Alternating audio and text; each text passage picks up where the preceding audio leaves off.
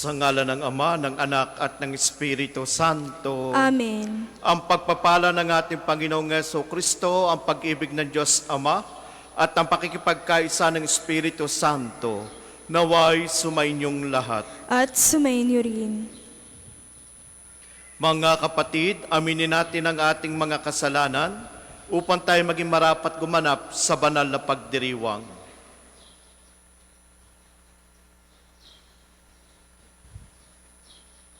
Inaamin ko Sa makapangyarihang Diyos at sa inyo mga kapatid, na lubha akong nagkasala sa isip, sa salita at sa gawa, at sa aking pagkukulang.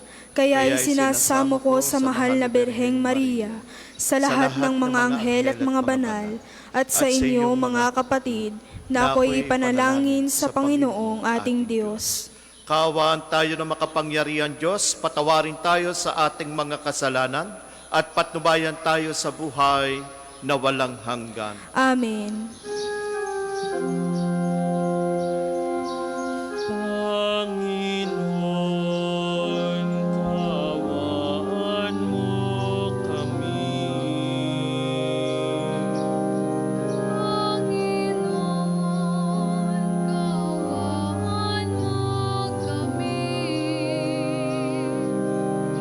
Kristo,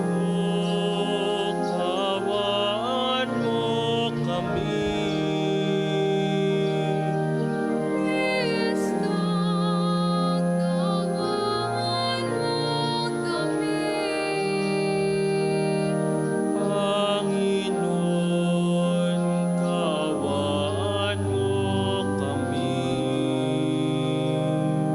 Panginoon, kaawaan mo kami.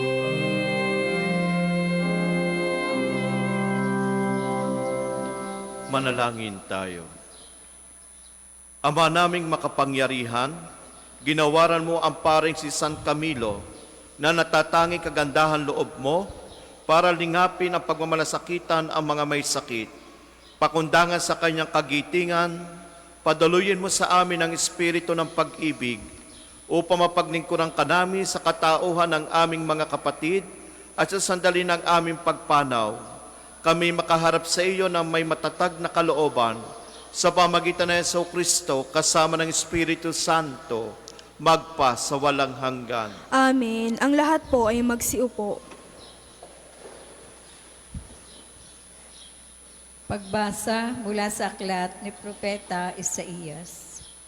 Nang kapanahunan ni Akas na anak ni Jotam at apo naman ni Uzzias na hari ng Huda, ang Jerusalem ay sinalakay ni Rezin, hari ng Syria, at ni Peka, anak ni Remalias, hari ng Israel. Ngunit hindi sila nagtagumpay. Nakaabot sa sambahayan ni David ang balitang nagkasundo na ang Syria at ang Israel.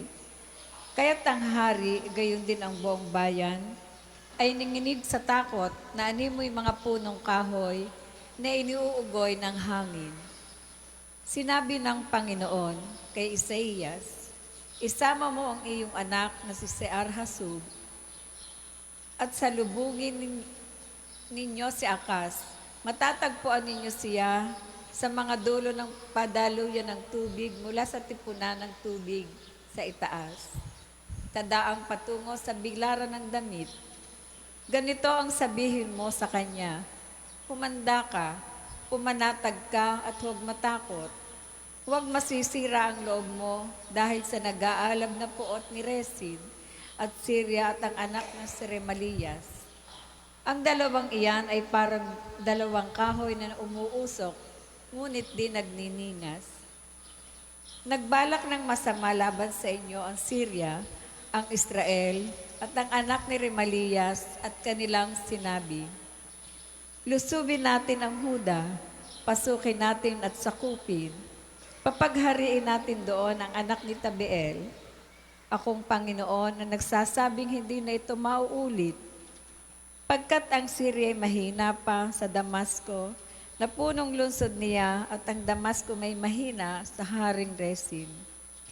Ang Israel naman mawawasak sa loob ng 65 araw Malakas pa sa Israel ang Samaria na kanyang punong lungsod, at ang Samaria ay hindi lalakas kay Haring Peka. Ikaw ay mapapahamak pag hindi nanatili ang iyong pananalig sa Diyos. Ang salita ng Diyos. Salamat sa Diyos. Salmong tugunan, ang Diyos ang siyang nagtatanod sa kanyang banal na lungsod. Ang Diyos ang siyang nagtatanod sa kanyang banal na lungsod. Dakila ang poon, dapat papurihan. Sa lungsod ng Diyos, bundok niyang banal. Ang bundok ng Sion, tahanan ng Diyos, ay dakong mataas na nakalulugod. Ang Diyos ang siyang nagtatanod sa kaniyang banal na lungsod. Bundok sa hilaga, nagalak ang dulot, sa lahat ng bansa nitong sansinukob. Sa piling ng Diyos, ligtas ang sinuman, sa loob ng muog na banal na bayan. Ang Diyos ang siyang nagtatanod sa kaniyang banal na lungsod. Itong mga hari ay nagtipon-tipon upang sumalakay sa bundok ng Sion. Sila ay nagulat nang ito'y mamasdan, pawang nagsitakas at nahimtakutan. Ang Diyos ang siyang nagtatanod sa kaniyang banal na lungsod. Ang nakatutulad ng pangamba nila ay ang pagluluwal ng butihing ina. Sa hanging amihay kanyang winawasak, ang naglalakihang barkong naglalayag. Ang Diyos ang siyang nagtatanod sa kaniyang banal na lungsod. Ang lahat po ay magsitayo.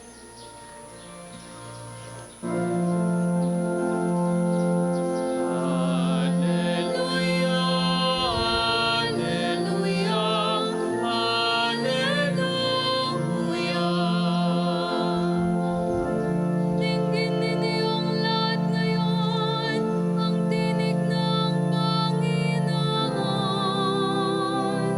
sa loob ng mahinahon.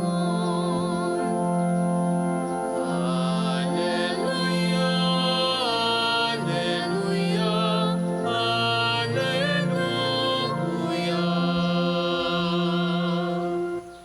Sumainyo ang Panginoon. At sumainyo rin. Ang pagpapahayag ng mabuting balita ng Panginoon ayon kay San Mateo. Papuri sa iyo, Panginoon.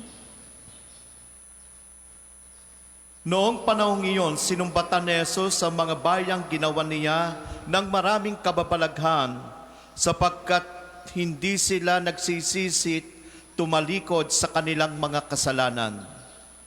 Kawawa ka Corazin, kawawa ka Betsaida, sapagkat kung sa Tiro at Sidon ginawa ang mga kababalagang ginawa sa inyo, malaon na sanang nagdaramit ng sako at nauupo sa abo ang mga taga roon upang ipakilalang sila'y nagsisisi.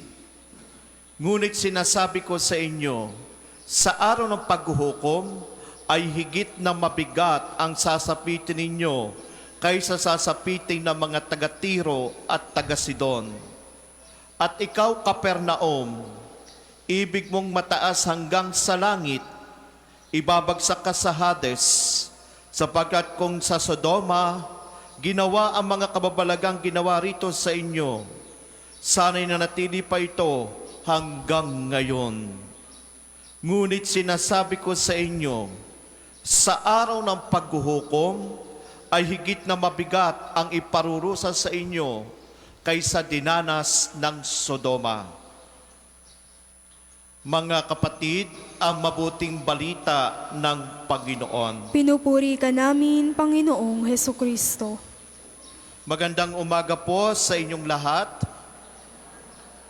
Sa mga pilgrims po, parishioners at sa mga visitors po, maligayang pagdating po sa Pampansandambana ng Santo Padre Pio. Welcome po sa inyong lahat. Kung pag-uusapan po natin ang mga inaasahan po natin sa buhay, yung pong sinasabi natin nagiging dependent tayo sa kanila. Pag ang isang tao ay dependent sa isang tao, ibig sabihin, meron siyang protection, meron siyang inaasahan. At madalas ganun tayong tao. Pero ang tanong, yung bang pagiging dependent natin ay enough for them? Or enough sa atin. Minsan ang tao, tulad po natin, inaasahan natin dahil mayroon siya. Pero kahit mayroon siya, satisfied ka ba? O satisfied siya? So sa buhay po natin, anumang kapangyarihan, anumang diploma, anumang yaman, hindi pa rin enough. Bakit? There is something missing. At ano yung missing? Ang missing doon, nasaan kaya doon ang Diyos? Katulad po sa ating unang pagbasa, narinig po natin mula kay Propeta Isaias na isang haring pangalan si Akas. Nasa kanya na lahat. Pera, kapangyarihan, tauhan, lahat nasa kanya na. Pero bakit may takot? Bakit nag-aalinlangan? At anong dahilan kung bakit siya nangangamba? Sapagkat sa reality po ng tao, ano man ang mayroon sa ibabaw ng mundo na ating tinatamasa o nasa ating mga kamay, nasa ating kapangyarihan, pero katulad po ng sinabi ko, enough ba yung kay Haring Akas? Hindi po. Kahit ang Panginoong Diyos ay nagsalita sa Kanya. At anong sabi ng Panginoon Diyos? Sasamahan kita. Huwag kang matakot. Doon pa lang makikita po natin kung paginilayan po natin ang pangamba at takot ni Haring Akas nagkaroon ng kasagutan para maging inap na totoong hari ang kanyang pinaghaharian. At iyon ay ang ating Panginoong Diyos. Sapagkat kung titingnan po natin, ang kaharian, marami, sabi po natin, nandyan ang yaman ng mundo. Pera, lupa, tao, sundalo, lahat na andyan. Pero, dahil sa pagmamahal ng Diyos sa Israel, hindi niya pinabayaan. Sabi nga, ang Israel ay mas makapangyarihan kaysa Samaria. Dahil ang Samaria ay hindi naniniwala sa Diyos, kundi naniniwala lang sa Diyos-Diyosan. Ibig sabihin, ang kanilang paniniwala ay mula sa sinasabi nating mga Griego. Kaya nga may sinasabi po sa atin po sa academics, meron po sinasabi nating mythology. At ang lahat doon ay galing doon. So kung titingnan po natin, likha ng tao. At ang likha ng tao, yung pantasya ng tao, kailanman hindi matutugunan. Pero dahil sa pagmamalasakit at pagmamahal ng Diyos, tinulungan niya ang bayang Israel. At siyang pinakamakapangyarihan. So, ibig sabihin, kung ang ating Panginoong Diyos o ang ating Panginoong Jesucristo ang makakapag-satisfaction o makakapagbigay ng lahat, ibig sabihin, marami tayong mga pribilehyo. Marami tayong mga privileges sa buhay. Tulad po ng sinabi ko, meron tayong dependent, o pagiging dependent natin sa pamilya, sa mga anak natin, sa trabaho, sa yaman. Ang lahat ng ito ay dahil sa mundo. Pero, privilege po natin na ingatan. But the problem, minsan ang tao hindi nakikita. Kaya pinapaalalahanan tayo ng ating Panginoon, lalong-lalo po sa ating Ebanghelyo, na sinasabi ng ating Panginoon, pag hindi kayo nagsisi, ay higit pa ang parusang makakamit nyo sa mga taga Sodoma. So, ibig sabihin, ang ating paglilingkod o ang ating panalangin at pananampalataya ay dahil sa ating Panginoong Jesucristong manunubos. Pinapaalalahanan ng bawat isa po sa atin na huwag mabuhay sa kasalanan. Sabi nga po ng ating Panginoon sa ating Ebanghelyo na pilit nating maintindihan po, kaya nga po silang, kawawa ka Corazon, kawawa ka Betsaida, lalo ka na Capernaum. Bakit Capernaum? Dahil ang Capernaum ay napakaraming tao. Mayaman, Corazon, Betsaida, mayaman na bayan, pero punong-puno ng kasalanan. Kaya nga sinasabi ng ating Panginoon, gumawa ako ng himala para maipakita sa inyo ang pagbabago, pero hindi kayo nagbago. At ano namang kinalaman nito sa ating buhay? Malaki po, dahil tayo ay nabubuhay sa mundo ng makasalanan. Kaya nga sinasabi ng ating Panginoon, talikuran natin ang ating mga kasalanan, sapagkat pagdating ng paghuhukom, tayo ang magiging kawawa. Kaya nga sinasabi ng mga old school, even mga professor, even mga scripturists, ang hindi nila kinatatakutan ay ang kamatayan.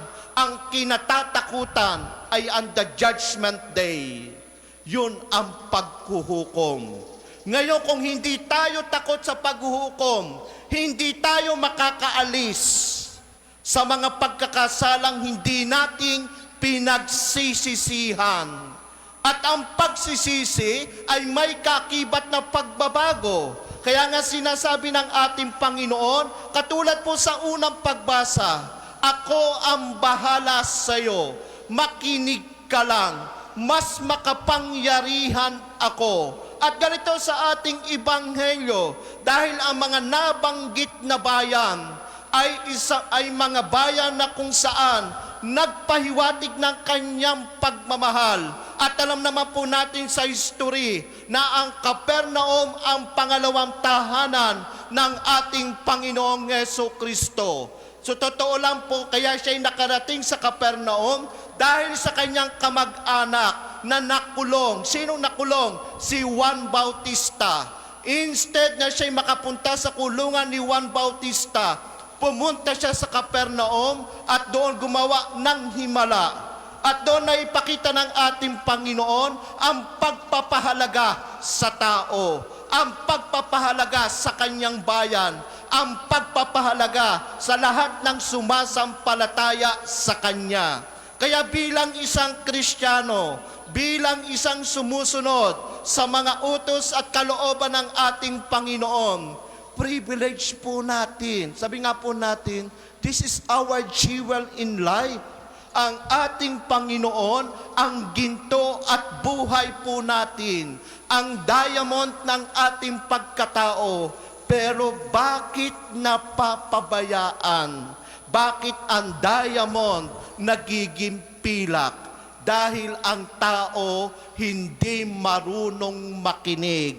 Ang tao makasarili. Kaya kung titingnan po natin, lahat po tayo nagkakamali, lahat po tayo nagkakasala, pero pinapalalahanan tayo ng Panginoon ang kanyang mga halimbawa na naghahari siya sa bawat isa sa atin, yung magkaroon tayo ng buhay na kung saan nandoon ang ating mga ipinakikita at ipinadadama lahat ito. Kaya kung titingnan po natin, kung pagdinilayan po natin ang ating Ebanghelyo, paalaala sa bawat isa sa atin, paalaala sa akin, paalaala sa iyo, paalaala sa bawat isa sa atin, dahil ang Panginoon hindi banta, kundi paalaala sa bawat isa sa atin, dahil ang bawat isa sa atin ay nakakalimot lumapit sa Kanya.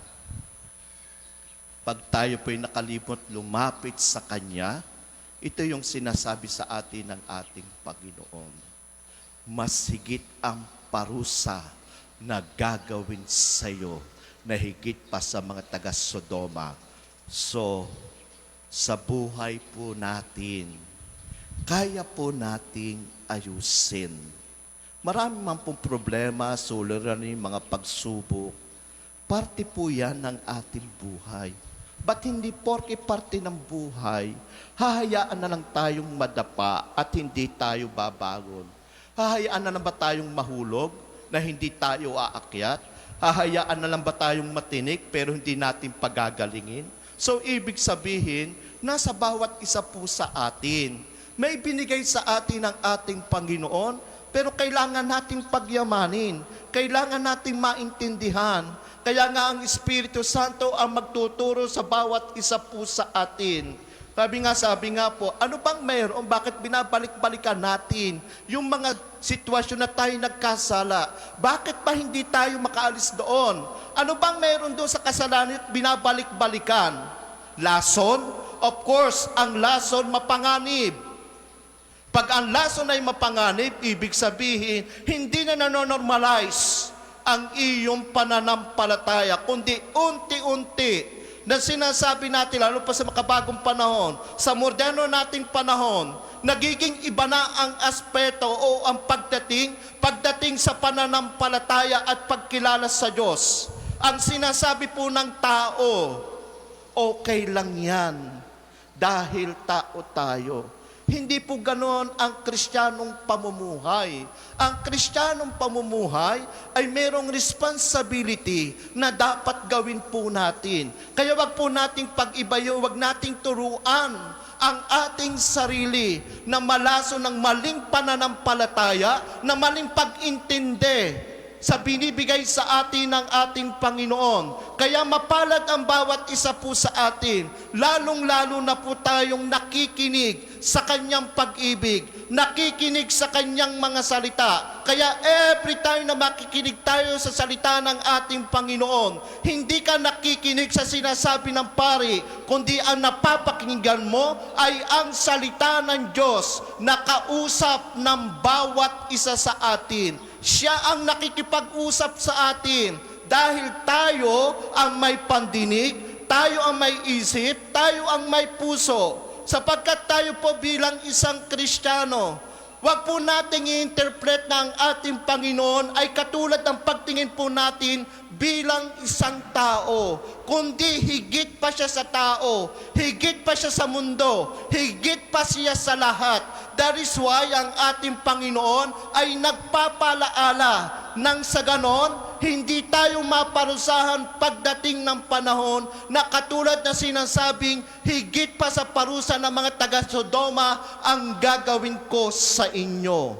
Kaya sa buhay po natin bilang isang Kristiyano, malalim na pagtingin, malalim na pangunawa at ugnayan sa ating Panginoon ang magiging isandaan para makita po natin na ang Kanyang katotohanan ay everlasting at hindi mawawala ito sapagkat ang Diyos ay Diyos, hindi pwedeng mabago, lalo na yung Kanyang mga salita na patuloy o sinasabi nating lagi nang pinapalaal at ipinadidinig sa bawat isa sa atin. Alam ko po ang bawat isa sa atin ay may takot katulad ni King Akas, pero dahil sa kanyang pagmamahal, dahil sa kanyang pagsunod sa Diyos ng Israelita, at yun din ang Diyos ng mga Kristiyano.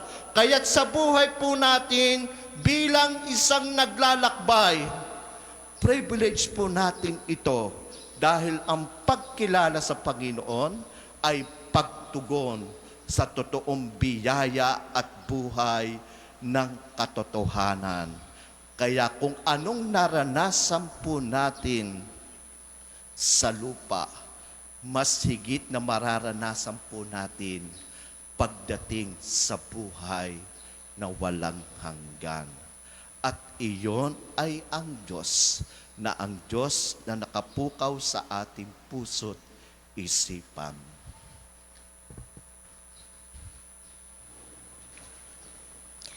Para po sa mga maghahandog ng sobre, pakihulog na lamang po sa buslo.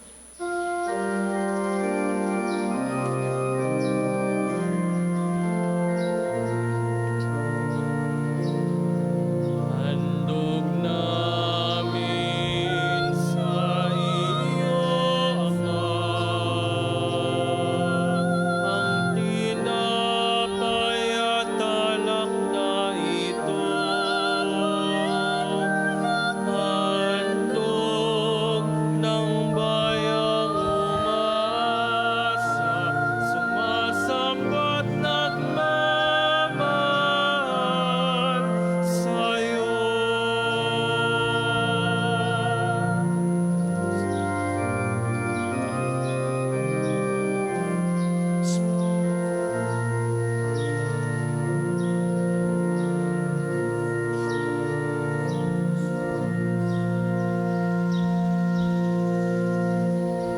Ang lahat po ay magsitayo.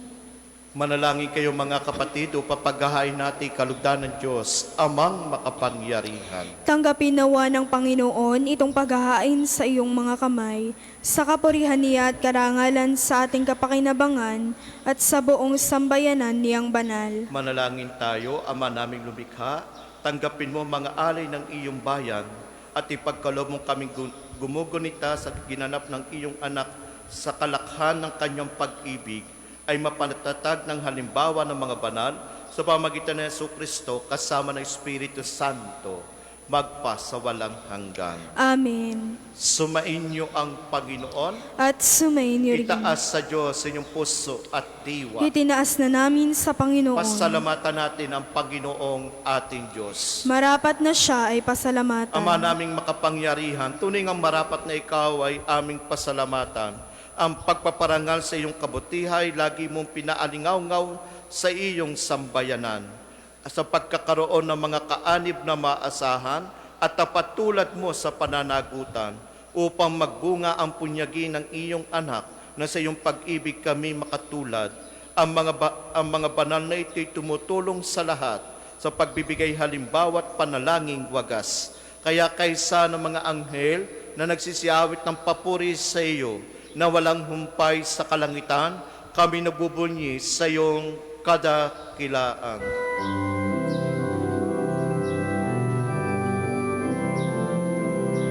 Santo, Santo, Santo, Panginoong Diyos ng mga hukbo, napupuno ang langit at lupa ng kadakilaan mo. Hosana, sana sa kaitaasan, pinagpala na paririto sa ngalan ng Panginoon. Hosana, Hosana sa kaitaasan.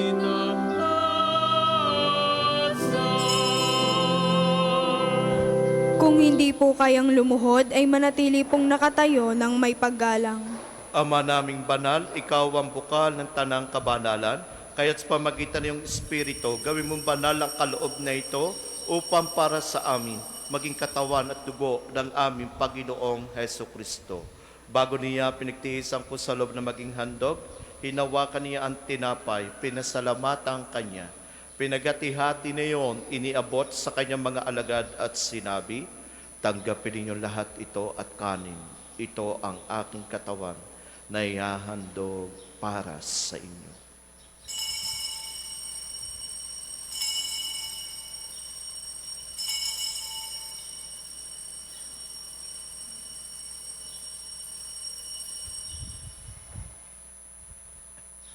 Gayon din naman, noong matapos ang hapunan, hinawakan niya ang kalis, muli kanyang pinasalamatan. Iniabot niya ang kalis sa kanyang mga alagad at sinabi, tanggapin ninyo lahat ito at inumin. Ito ang kalis ng aking dugo, ng bago at walang hanggang tipan. Ang aking dugo na ibubuhos para sa inyo at para sa lahat sa ikapagpapatawad ng mga kasalanan. Gawin ninyo ito sa pag-alaala sa akin.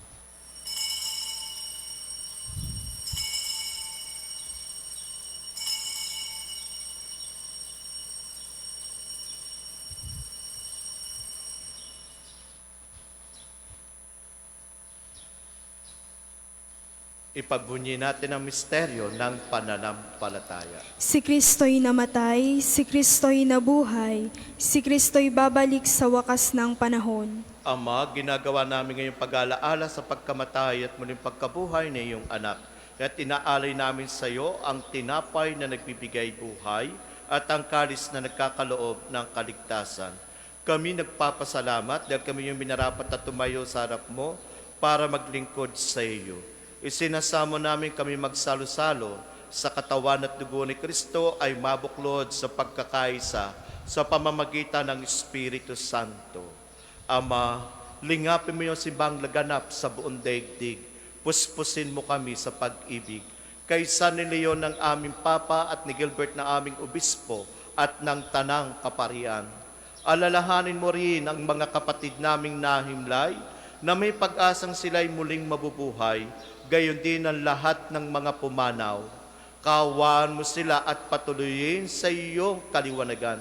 Kaawaan mo at pagindapati kaming lahat na makasalo sa iyong buhay na walang wakas. Kaysa ng mahal na Bereng Maria na ina ng Diyos, ni San Jose ng kanyang kalisinisang esposo, kaysa ng mga apostol at ng lahat ng mga banal na namuhay dito sa daigdig ng kalugod-lugod sa iyo. May pagdiwang nawa namin ang pagpupuri sa ikararangal mo sa pamamagitan ng anak na aming Panginoong Heso Kristo. Sa pamamagitan ni Kristo, kasama niya at sa Kanya, ang lahat ng parangal at papuri ay sa iyo. Diyos amang makapangyarihan, kasama ng Espiritu Santo, magpa sa walang hanggan.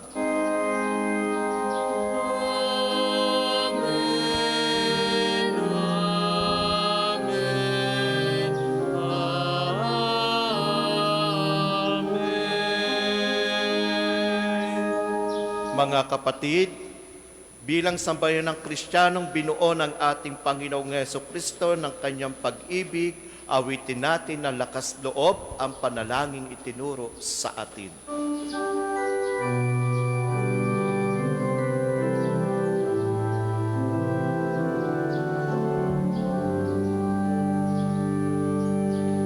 Ama namin, sumasalangit ka, sambahin ang ngalan mo, mapasa amin ang kaharian mo, sundin ang loob mo.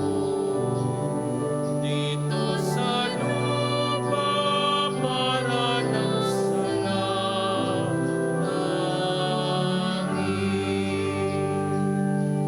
Bigyan mo kami ngayon ng aming kakanin sa araw-araw at patawarin mo kami sa aming mga sala para ng pagpapatawad namin sa nagkakasala sa amin.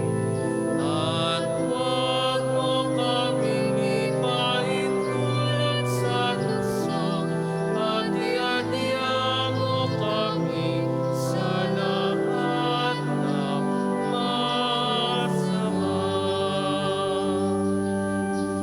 Hinihiling namin kami adya sa lahat na masama, pagkalooban ng kapayapaan araw-araw, iligtas sa kasalanan at tilayo sa lahat ng kapahamakan, samantalang aming pinananabikan ang dakilang araw na nagpapahayag ng tagapagligtas naming si Heso Kristo. Sapagkat iyong kaharian at ang kapangyarihan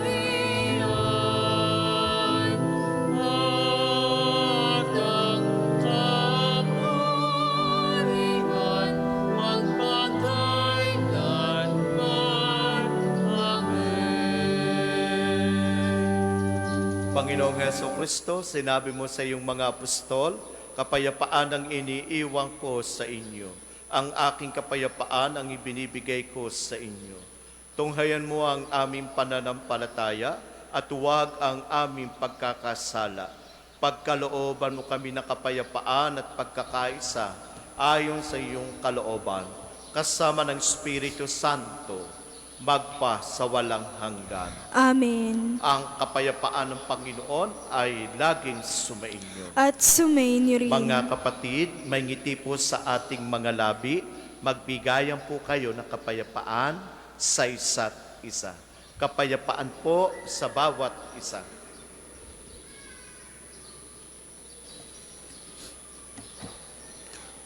Kordero ng Diyos na nag-aalis ng mga kasalanan ng sanlibutan, maawa ka sa amin. Kordero ng Diyos na nag-aalis ng mga kasalanan ng sanlibutan, maawa ka sa amin. Kordero ng Diyos na nag-aalis ng mga kasalanan ng sanlibutan, ipagkaloob mo sa amin ang kapayapaan. Kung hindi po kayang lumuhod, ay manatili pong nakatayo ng may paggalang.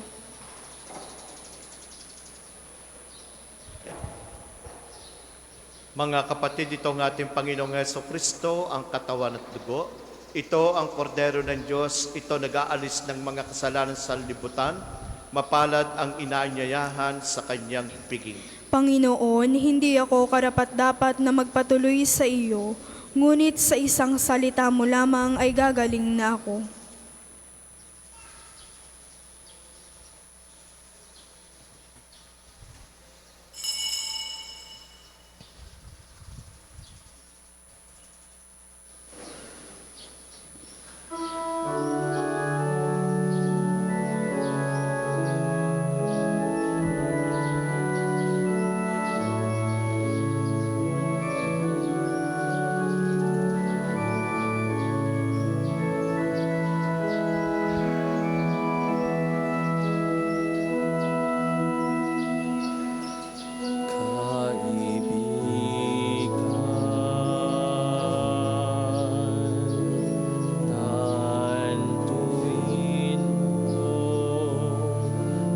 O ay magsitayo. Manalangin tayo.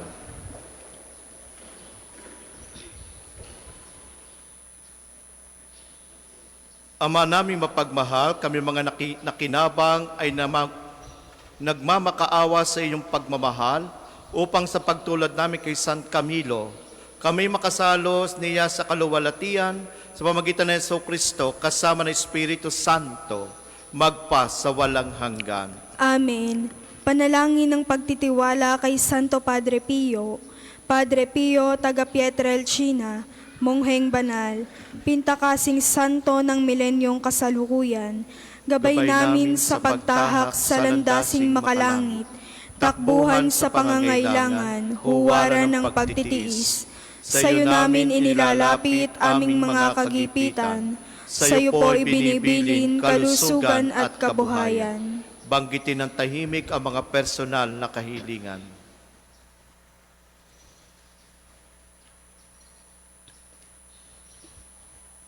Di man karapat-dapat, kami po ay pagbigyan, bendisyonan at basbasan maging ganap sa buhay. Lumayo nawa kami, umiwas sa kasalanan, lumapit lagi sa Diyos, maging matatag at matibay. Sa mabuting balita ng pagliligtas, turuan mo kami nawa, sa tuwina ay makinig, magnilay at sumampalataya. Amin pong pakiusap itong mga kahilingan, puso ay nagsisisi, nagtitikang taimtiman. Di na muling magkasala, sunod lagi sa Diyos Amang, kaysa ng Espiritu at ni Jesus na tagapamagitan. Amen. Ang lahat po ay magsiupo para sa ilang patalastas. Una, sa inyong pagdalaw sa pambansang dambana, mangyaring pakaingatan ng inyong mga personal na gamit. Hangad namin ang isang matiwasay at maayos na pagbisita sa National Shrine. Ikalawa, nais po naming ipagbigay alam sa inyo na ang Padre Pio Healing Bundle ay available sa ating mga tindahan. Ang langis na kasama nito ay may halo ng langis na mula sa puno ng olibo na binasbasan ni Padre Pio noong siya'y nabubuhay pa. Naway maging daan ang ating healing bundle sa pagkakamit ng kagalingang mula sa Diyos. Ikatlo, inaanyayahan ng lahat ng nagnanais maging kasapi ng konfradiya ni Santo Padre Pio, isang samahan na nangunguna sa pagdarasal at debosyon sa Kanya. Kayo po ay makipag-ugnayan lamang sa ating opisina para sa pagpapalista at mga detalye. Ang susunod pong misa ay sa ganap na 12 ng tanghali. Maraming salamat po at mangyaring panatilihin natin ang kalinisan, katahimikan at diwa ng pananalangin sa loob at labas ng ating mga simbahan. Magsitayo na po ang lahat para sa pagbabasbas ng religious articles.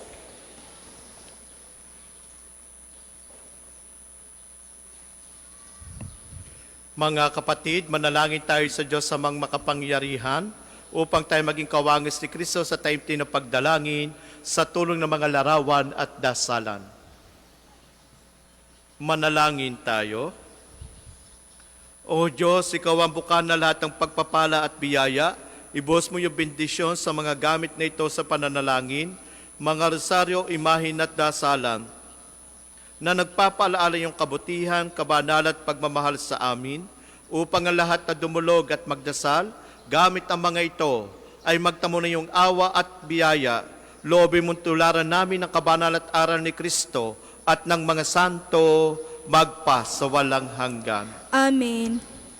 Ama namin, sumasalangit ka, sambahin ang ngalan mo, mapasa amin ang kaharian mo, sundin ang loob mo dito sa lupa para nang sa langit. Bigyan mo kami ngayon ng aming kakanin sa araw-araw at patawarin mo kami sa aming mga sala para nang pagpapatawad namin sa nagkakasala sa amin. At huwag mo kaming ipahintulot sa tukso at iadian mo kami sa lahat ng masama. Amen. Aba, Ginoong Maria, napupuno ka ng grasya, ang Panginoong Diyos ay sumasa iyo. Bukod kang pinagpala sa babaing lahat, at pinagpala naman ang iyong anak na si Jesus. Santa Maria, Ina ng Diyos, ipanalangin mo kaming makasalanan, ngayon at kung kami mamamatay. Amen. Luwalhati sa Ama, at sa Anak, at sa Espiritu Santo, kapara noong una, ngayon, at magpa sa walang hanggan. Amen. Luwalhati sa Ama, at sa Anak, at sa Espiritu Santo, kapara noong una, ngayon, at magpa sa walang hanggan. Amen. Luwalhati sa Ama, at sa Anak, at sa Espiritu Santo, kapara noong una, ngayon, at magpa sa walang hanggan. Amen.